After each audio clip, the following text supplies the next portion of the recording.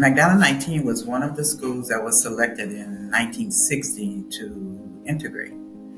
On November 14th, 1960, I was one of the first 6-year-old girls that entered into McDonogh 19. And there was 3 of us at this location. McDonogh 19 had been vacant for a while. It closed in 2004 as a school. Hurricane Katrina came in 2005, and that did some damages to the building. And it was vacant until 2021 when we started the redevelopment. I was allowed to come back in the building just to see how it looked after Katrina. And I won't lie, it was a mess, but it looks repairable. The school board had placed a sign on it to either auction it off or put it up for sale. That was kind of heartbreaking to me, and I knew if it got into someone else's hand that didn't know the history of the building, no telling what it would be.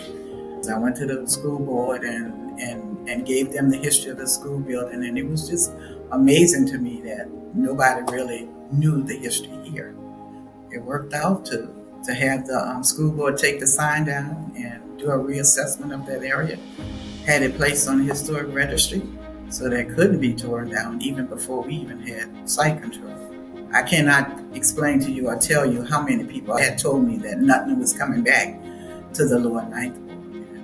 Finally, I was introduced to Olympic Community Development. Ben Warnick and I met, and he was the first person to tell me that my vision could be done.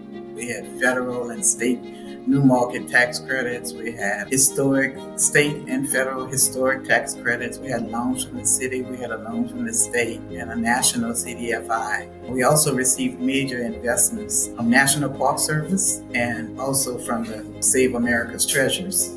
Once we started the development, it was a change of heart.